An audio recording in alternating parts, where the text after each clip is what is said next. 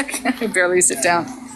Okay, so talk to us. Talk to us. Talk about Chapanso. Hello, people. My name is Bryson Sumani, and I'm one of the students being helped by Chapanso here. I was founded in 2020 during the COVID holiday. Like, I was about to drop out of school. Like, I clearly remember all the incidents stuff for that during that holiday, the pandemic of COVID-19. I was about to drop out of school since my uncle couldn't afford to pay for fees, which was a little bit costly. Like, it was costly here, he couldn't manage. His business went down. So he just told my mom that it's better if I found like a community day secondary school so that we can be paying a little, he can be using the little he has to pay for the fees, like maybe 15,000 dewaja or 20,000 dewaja. Like, he referred me to the community day secondary That's school. about $15. Yeah, community day secondary. That's not a good education. Yeah. So my mom was like, no, I think that can't work. We should just try another way. That's when we started looking for sponsors, and then it didn't turn out well. And at last, we met Mr. Matewere, who referred us to Mr. Raphael. And then Mr. Raphael she referred us to area here. Who is the hero in my story? Like, I will remember in my entire life. She's the one who saved my life. Like, I couldn't be here if it wasn't for her. So Mr. Raphael referred us to area, and she said she had many kids by that time, so she referred me to her mom. Yeah, I was sponsoring like 10 kids at the time, so my mom ended up sponsoring him for the first 2 years. Yeah, so since then I was in Form 3, and during my Form 1 and Form 2, my school wasn't like great. I wasn't doing well in school. To be honest, I wasn't doing well because of the our family wasn't financially stable. So when I was going to school, I could like go with few stuff, like few pocket money, a little bit pocket money, a little bit of groceries. So it was hard. Like, I had a little food, and then sometimes I could be kicked out of school just because my uncle didn't finish the school fees. So yeah, it was hard in the first year and in Form 1 and Form 2. But when I was founded by Elia, that's when I started like doing well in school, to be honest. That's when I started doing well in school. And my first time to school... Sorry, we popped in front of your place. Can you crawl over me? I want to get a bottle. Yeah, sorry. Hold on a minute. And we plopped in front of her place, yeah, good. Yeah, so when I was in Form 3, when the area started sponsoring me, that's when I started like performing well. And then when you knew you didn't have to worry about financial I had nothing problems. To worry about, only school. So my first time to get position number 1 in the whole secondary school life, that was my first time. And then I continued doing well in school until I wrote my MSc exams. That's a national government exam that they all take to determine where they're going to go to college. So I did very well in the exams. I got 10 points. So 10 points is like, I was the highest in my school. Yeah.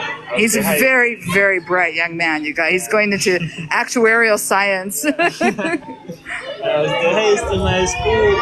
And then she promised to like support me until I finished my exam. And that was like the best part of my life.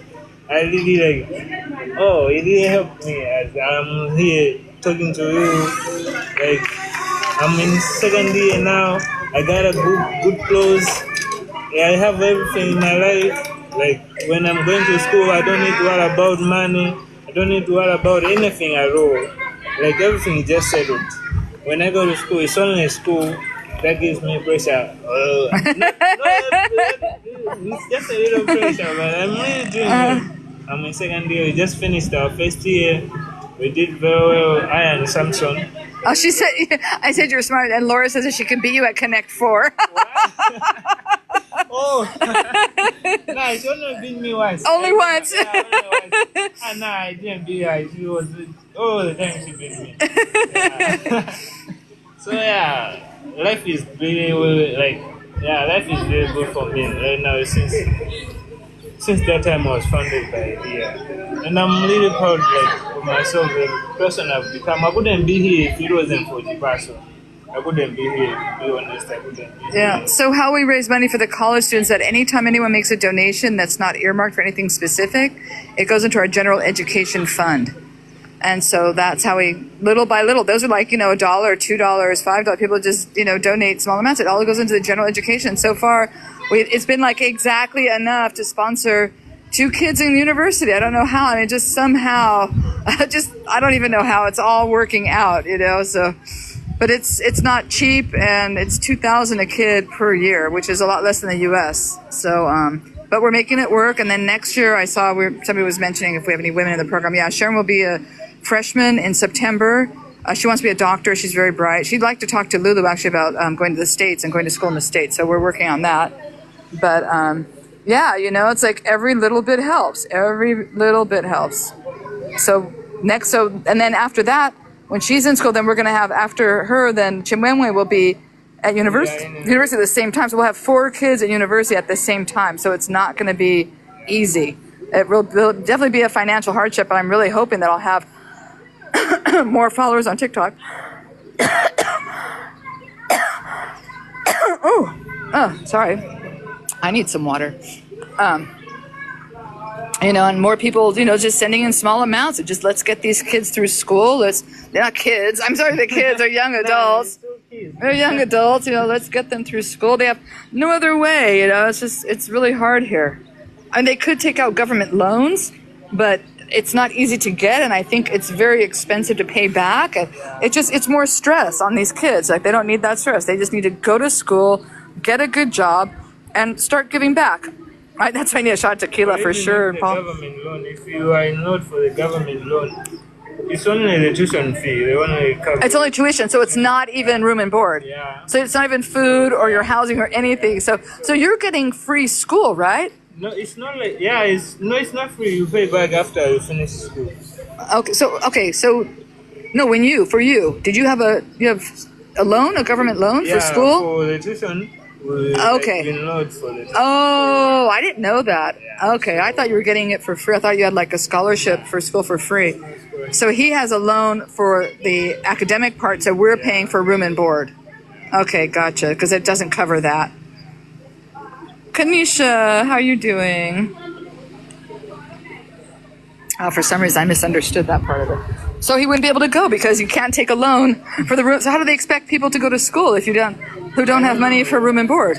I don't know the way they handle that stuff, but most of the times, many students drop out of school after finishing, after writing the MSc exams. Mm-hmm. Some just give up because there's no hope, and the government loan is I think the enrollment number is 20,000 students. I think only 20,000 students, I think that's the. But in college, the number of enrolled students can be maybe 100,000 students, mm-hmm. like the ones who have been selected to go to university. But some will not go just because they don't have the support for... Right, for their room and board. Okay. So, and then speaking of college university students, here's Samson. He's our second university student. Yeah. How are you? You look nice today. Thanks.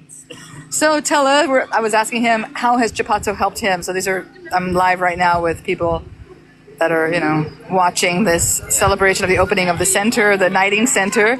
And so I just wanted to ask you, how has it made a difference in your life and how has it helped you? Okay. Chapatso, I can say that Chapatso... Laura says hello, by the way. You mean Laura's on here. She's listening. Laura? Uh-huh. Wow. Okay, Chapatso is the only project that is helping me to pursue my career, pursue my education at the university. Yeah, actually, through you, Mama. Not through me, through TikTok. Yeah. And through everyone on TikTok. Yeah, through everyone on TikTok. And Janelle says hello too. Everyone's saying hello to you guys. They're all on. Yeah, so they started helping me. At first, I think it's Laura who bought me a smartphone. And Janelle the laptop. sent money for the laptop. Yes, yeah. When all people they started to send money for other support. up to now, I'm still pursuing my career. And your career, what is it again? Human ecology. Human ecology. Yeah. So these are guys that both scored very, very high on the MSCE, right? How did you rank in the MSCE? 18. 18th. Yeah. So those are very high scores, you guys. This is like, and these kids deserve kids. I keep saying kids. They're men. You guys are grown men. Man. So it's the only way for really them to continue their education, higher education, and get into college, and to not have to worry and be stressed and all of those other things. And you're from the village originally? Yeah, I'm from here. He's from here, okay. And you're from a smaller village, right? Yeah. And they had flooding there? Yeah. So it flooded. So you moved here with your uncle when you had the flooding in the village? Yeah. And I don't forget, but I remember you lost both of your parents in the flooding? Yeah.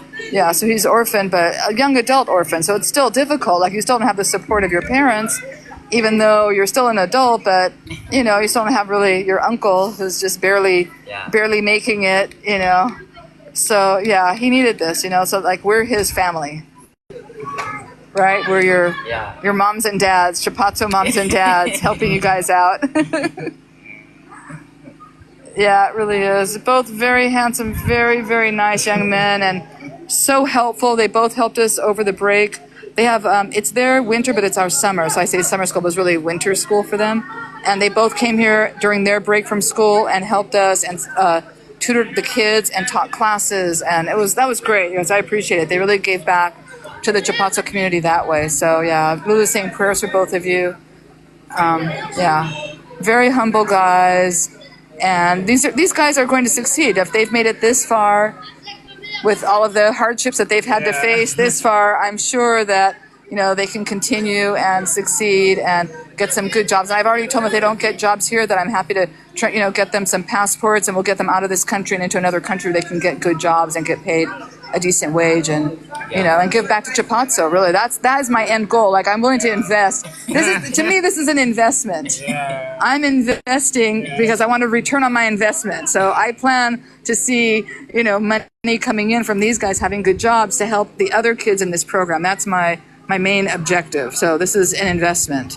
And sometimes your investment doesn't pay off. We've had kids that haven't made it in the program. So, we're trying to, I don't know, I can't even, from what I can tell though, overall, I think our students are doing well. And those that are not doing well, then those are the ones that we're taking out, and we're making an investment in our time, with our time to try and... All right, so everyone's here, so we're starting now? Okay. If I can get up. Oh my God.